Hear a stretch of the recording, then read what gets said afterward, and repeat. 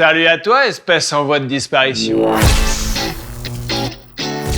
Depuis plusieurs décennies, les rapports s'enchaînent pour nous dire qu'au point de vue climatique, c'est la merde. C'est la mer Noire. La merde. C'est la mer Noire. La merde. Oui.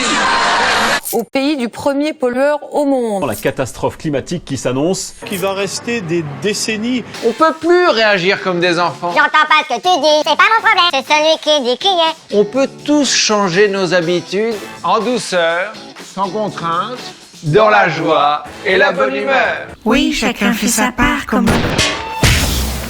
Il me faisait chier ce putain de colibri. Des solutions concrètes existent et on n'est pas obligé d'écouter Zaz ou d'aller faire pousser des chèvres dans le fin fond du Larzac pour contribuer à la préservation de notre mer à tous. Et Manu, regarde, du peyoté. Oh putain. Ça c'est un bon babos à son pépère. Je vais vous proposer des solutions très concrètes qui vont pas forcément convenir à chacun. Il n'y a pas de solution miracle qui corresponde à tout le monde. Pour sauver le monde, ça tient en 3 points. Faire le tri, acheter un slip vert et sucer Nicolas Hulot tous les matins. Bio et local. Le plus compliqué dans l'écologie, tout est lié. Dans un monde globalisé, tout a un impact. Exemple tout bête. Si tu te branles sur Internet en France, tu iras sur une plateforme américaine ayant ses serveurs en Islande pour mater une jolie polonaise et jouir dans ta chaussette fabriquée au Bangladesh. Celle-là, je vais pas l'accrocher à la cheminée. Mais au final, vu que tu vas pas faire d'enfant, est-ce que tu viens pas de faire un joli petit geste pour la planète?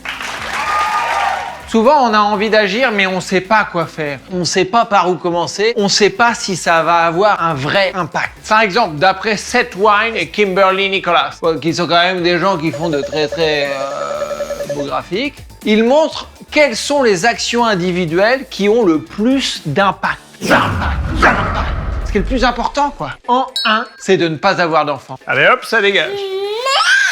C'est bruyant, les enfants. Après, c'est de vivre sans voiture, diminuer l'avion. Utiliser des énergies renouvelables, avoir une voiture électrique, être végétarien, recycler, ne pas acheter de vêtements neufs. On va voir ensemble comment mettre ça en application dans les différents domaines. Transport, énergie, solidarité, alimentation, etc. etc. Pour chaque thématique, il y aura 3 baromètres pour juger de l'intérêt de cette action. Le flémoscore. Est-ce que ça va te demander un investissement de temps conséquent? Ou est-ce que tu peux le faire le cul dans ton canapé? Le flouzomètre.